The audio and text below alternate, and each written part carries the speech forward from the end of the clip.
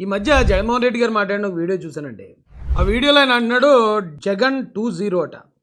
ఇక నెక్స్ట్ వచ్చే జగన్ 2-0లో మాత్రం పరిస్థితి ఉండదు అని చెప్తాను. ఆ జగన్ 2-0లో భాగంగా సప్త సముద్రాల అవతల ఉన్నా సరే ఎవరన్నా లాక్కొస్తారట. నెక్స్ట్ అధికారంలోకి వాళ్ళే వస్తున్నారట. ఈసారి మాత్రం ఖచ్చితంగా మెసేజ్ ఖచ్చితంగా పోతుంది. వాళ్ళందరినీ కూడా చూస్తూ ఊరుకోము. ఒకవేళ వాళ్ళు రిటైర్ అయిపోయి వెళ్ళిపోయినా, లేకపోతే వాళ్ళు దేశం విడిచిపెట్టిపోయినా కూడా ఎవరిని వదిలిపెట్టం. సప్త సముద్రాల అవతలు ఉన్నా కూడా అందరినీ కూడా పిలిపించే కార్యక్రమం చేస్తాం. పిలిపించిన తర్వాత సినిమా మామూలుగా ఉండదు. సినిమా మాత్రం అదో లెవెల్లో ఉంటుంది. సినిమా మాత్రం ఏ రకరకాలుగా ఆయన మాట్లాడాడండి. అయితే నాకు అనిపించింది ఏంటంటే ఆ ప్రోగ్రామ్ జగన్ 2-0 కాదు, యాక్చువల్గా డిజైన్ చేసినోడు 2.0 పెట్టుంటాడు. జగన్ గారు ఆయనకు తెలియకుండానే 2-0 అని పలికారు.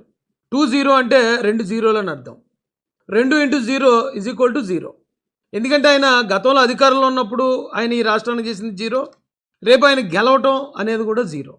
ఈ మీటింగ్లోనే ఆయన ఎంపీటీసీలను ఆయన పార్టీలో నిలబెట్టుకోవడానికి చాలా తాపత్రయపడుతున్నాడు. ఆయన మా ఎంపీటీసీలు చాలా నిజాయితీ పరులు, మా ఎంపీటీసీలు చాలా నిబద్ధత కలిగిన వాళ్ళని తెగపోడేస్తున్నాడు. ఇక్కడ కూడా మన వాళ్ళు చాలా గట్టిగా కూడా నిలబడతా ఉన్నారు అని అంటే నిజంగా గొప్ప సంగతి. ఇక్కడ అందరికీ కూడా అభినందించాల్సిన అవసరం. నాయకుడు అనేవాడు ఎలా ఉండాలి అనే దానికి నిదర్శనం మన ఎంపీటీసీలు ఎవరైతే ఇవాళ తెగో చూపుతా ఉన్నారో, విలువలకు విశ్వసనీయతకు గట్టిగా నిలబడి, మేము ఎంపీటీసీలమైనా జెడ్పీటీసీలమైనా కౌన్సిలర్లమైనా, అయ్యా చంద్రబాబు నీకన్నా పోలిస్తే మేము చాలా చిన్న పదవుల్లో ఉన్న వాళ్ళము, అయినా కూడా మాకు విలువలు ఉన్నాయి, విశ్వసనీయత ఉంది, రాజకీయాలకు అర్థం మేము చెప్తా ఉన్నాం అని చెప్పి ఇక్కడ నుంచి మన వాళ్ళు సంకేతం ఇస్తా ఉన్నారు చంద్రబాబు నాయుడు. కారణం ఏంటంటే ఆ ఎంపీటీసీలు అందరూ పార్టీ మారిపోయే ప్రమాదం ఆయన గ్రహించాడు. ఎంపీటీసీలు ఏమండి, జెడ్పీటీసీలు, ఎమ్మెల్యేలు మొత్తం అందరూ పార్టీని వదిలేయడానికి రెడీగా ఉన్నారు. సో వాళ్ళని నిలబెట్టుకోవడానికి ఆయన ఒక పార్టీ అధినేతగా ఆయన తాపత్రయాన్ని పడుతున్నాడు అనుకోండి. అయితే వైసీపీ వాళ్ళు అందరూ గమనించాల్సిన విషయం ఒకటి ఉంది. అధికారం అంటే అదేమి పంక్తి భోజనం కాదు. మా ప్రాంతాల్లో బంతి భోజనం అంటారు, అంటే వరుసగా కూర్చొని భోజనం చేయడం అండి. ఇప్పుడు వైసీపీ వాళ్ళు ఏమనుకుంటున్నారంటే అధికారాన్ని కూడా పంక్తి భోజనం కింద వాళ్ళు భావిస్తున్నారు. పంక్తి భోజనంలో ఏం జరుగుతుందంటే వరుసగా 4 కూర్చున్నారు అనుకోండి, ఫస్ట్ ఆయనకి రైస్ వడ్డించారంటే ఆ తర్వాత ఆయనకి పెడతారు, ఆ తర్వాత ఆయనకి పెడతారు, ఆ తర్వాత ఆయనకి వరుసగా పెట్టుకుంటూ వెళ్ళిపోతారు. కానీ అధికారం అంటే అలా కాదండి. వైసీపీ వాళ్ళు ఏం భావిస్తున్నారంటే 2009లో ఈ రాష్ట్రంలో కాంగ్రెస్ని గెలిపించారు, 2014 వచ్చేటప్పటికి తెలుగుదేశాన్ని గెలిపించారు, 2019కి వచ్చేటప్పటికి వైఎస్ఆర్ కాంగ్రెస్ పార్టీని గెలిపించారు, మళ్ళీ 2024కి తెలుగుదేశం, జనసేన, బీజేపీ కూటమిని గెలిపించారు. కాబట్టి మళ్ళీ 29లో మా వంతు వస్తుంది. అంటే వరుసగా చివరి ఉన్నవాడికి సాంబార్ వేశారంటే ఆడి తర్వాత ఆడికి, ఆడి తర్వాత ఆడికి, ఆ తర్వాత నాకు వచ్చేస్తుంది అనుకుంటున్నారు. కానీ అధికారం అంటే పంక్తి భోజనం కాదు, ప్రజలు ఇవ్వాల్సింది. మీరు గమనిస్తే వైసీపీ వాళ్ళు ఈ వైఎస్ఆర్సీపీ గెలవటమే ఒక యాక్సిడెంటల్గా అధికారంలోకి వచ్చారు మీరు.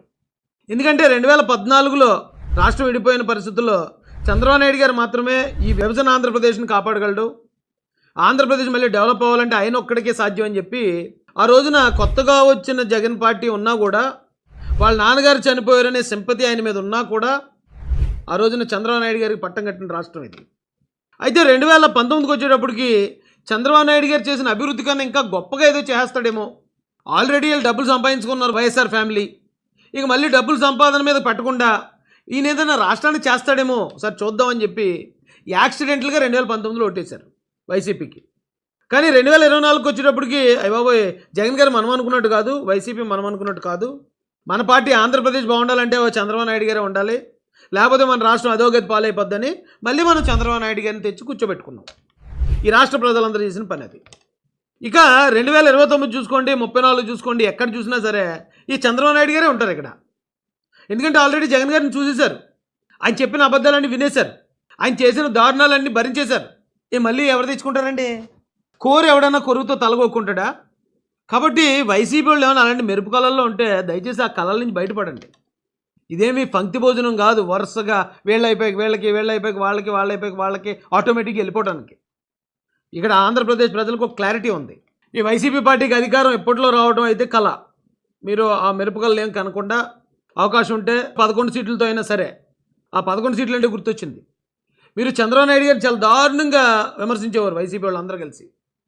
ఎంత ఘోరంగా అంటే 23కే పరిమితం అయిపోయాం, 23కే పరిమితం చేసామని. కానీ దేవుడు ఏం చేశాడో చూసారా? 23లో సగం 11.5, కనీసం ఆ సగం కూడా రానివ్వకుండా మీకు 11 ఇచ్చాడు. మళ్ళీ 12 ఇస్తే సగం కన్నా ఎక్కువైపోతాయి. గతంలో మీరు 23 అని ఏలం చేసిన ఆ నెంబర్ కన్నా ఎక్కువ అయిపోతాయి కాబట్టి 12 కూడా ఇవ్వకుండా 11కు పరిమితం చేశారు. అంటే ఏమైతే హేళన చేశారో దానిలో కనీసం సగానికి కూర్చోబెట్టారు మిమ్మల్ని దేవుడు.